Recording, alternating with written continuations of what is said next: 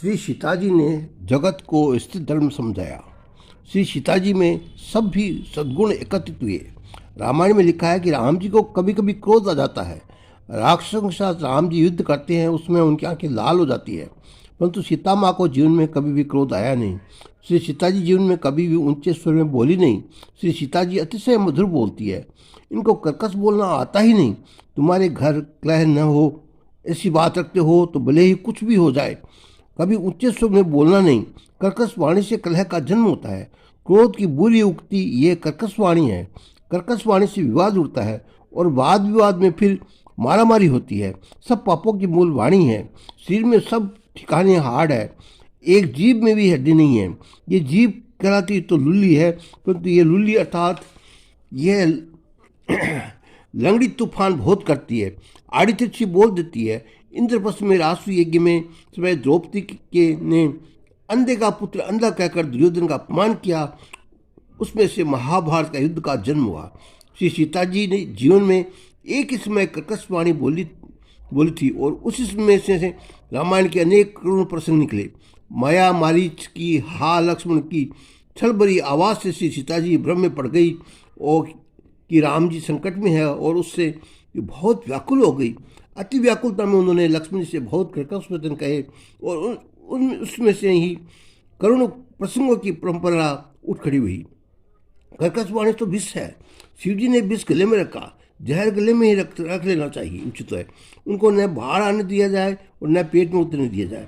कोई कड़वा शब्द मुख से बाहर निकले ने मत दो और कड़वाहट पेट में रखो नहीं। कोई निंदा करे, द्वेष करे और प्रतिकार करो नहीं। न उसको पेट में रखो, उसको याद रखो नहीं। सहन करो, उसे भूल जाओ। हृदय में हरि को रखना हो तो उसमें बिक रखो नहीं। निश्चय करो कि मुझे मधुर बोलना है। बोलो तो ऐसा बोलो कि सुनने वाले का मन झूमने लगे। किसी का दिल दुखे ऐसा बोलो नहीं। लकड़ी की मार भुलाई जा सकती है, परंतु शब्द की मार भूलते नहीं। काम करते हुए किसी की भी भूल हो जाए तो मधुर वाणी से इशारा करो। वाणी मधुर होनी चाहिए, आनंद उपजाए ऐसा होना चाहिए। शब्द ब्रह्म का स्वरूप हो। जो सर्वकाल में मधुर बोलता है उसे रोग नहीं होता। जो मधुर बोलता है उसका कोई शत्रु नहीं होता। जो मधुर बोलता है वही परमात्मा को अच्छा लगता है। तुम जानते हो श्री कृष्ण प्रभु ने हाथ में बांसुरी किस लिए रखी? बांसुरी से मधुर बोलती है। बांसुरी सज्जन अथवा दुर्जन सबके लिए मधुर बोलती है। बांसुरी का नाद सुनकर रेण भी दौड़ते हो और विषधर नाग भी दौड़ते हैं। कस्तूरी मृग सज्जन का स्वरूप है और विषधर नाग दुर्जन का। बांसुरी का शब्द सुनकर सज्जन दुर्जन सबको आनंद होता है। बांसुरी कभी भी कड़वा शब्द बोल ही सकती नहीं, कठोरता से बोलती नहीं। इसी कारण से वह परमात्मा के अधरामृत की अधिकारिणी बनी है। जहाँ स्वार्थ होता है वहाँ तो लोग बहुत ही मधुर बोलते हैं।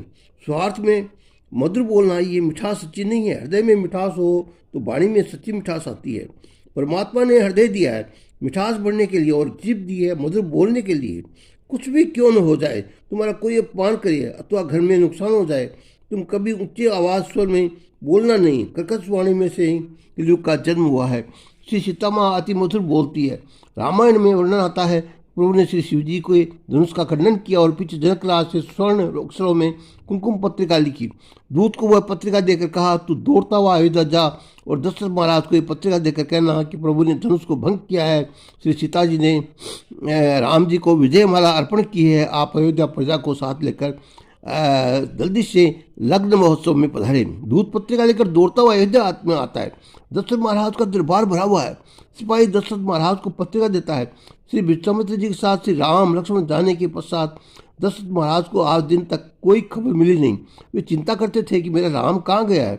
एक ऋषि के पीछे पीछे गया है। बहुत समय से इसकी कोई खोज खबर नहीं है।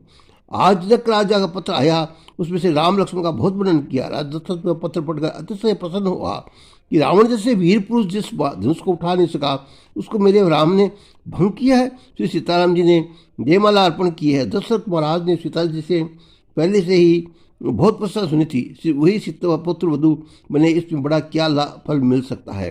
राजा दशरथ की आंखें हर्ष से गिली हुई। उन्होंने दूर से कहा, मेरे राम की लग्न की बधाई तूने दी है, तुझको मैं क्या दूं? महाराज के गले में नवरत्न का एक अमूल्य हार था। राज ने उतार कर दूत को दिया। दूत ने हाथ जोड़े परंतु हाथ लिया नहीं।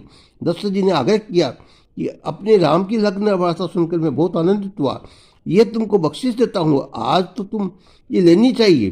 दूत ने हाथ जोड़कर कहा, महाराज आप जो कहते हो ठीक है, परंतु मैं तो कन्या पक्ष का हूँ, आपके घर का पानी भी हमको ग्राह्य नहीं है, आपका हार हमारे द्वारा लेने योग्य नहीं है। महाराज दशरथ को आश्चर्य हुआ। उन्होंने कहा कि ये तो जनक महाराज की कन्या है, तुम तो सेवक को लेने में तनिक भी बाधा नहीं है, तुमको तो लेना चाहिए था ही।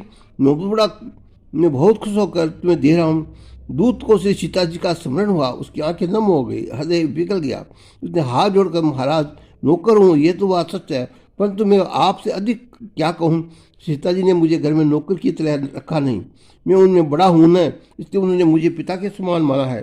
श्री सीता जी का राजकन्या, परंतु घर के नौकरों के साथ उनका ऐसा शुद्ध प्रेम है। महाराज भी हमारी पुत्री है, अपनी कन्या में का मैं क्या प्रशंसा करूं। वह तो घर आपके आने के पश्चात आपको मित्र होगी, आप सबको ये बहुत सुखी रखी करेगी, ये बहुत लायक है। घर के दास दासियों के साथ भी सीता जी का व्यवहार बहुत प्रेमय है, नौकरों का तिरस्कार कभी करना नहीं। रामायण में लिखा है कि सीता जी जनकपुर छोड़कर अयोध्या जाने लगी तो घर के दास दासी भी रोने लगे, पशु पक्षी तक भी रोए थे। श्री सीता जी के वियोग करके दास दासियाँ क्या करे, पशु पक्षी अभी सहन हुआ नहीं। श्री सीता जी सबके साथ ऐसा प्रेम था। श्री डोंगरे जी महाराज इस तरह सीता जी का जो प्रेम है, सीता जी की जो मधुर वाणी है, उसके बारे में तत्वार्थ रामायण में लिखते हैं, वो मैंने आपको सुनाया। अब आप अगला सुनाऊँ, तब तक जय श्री राम।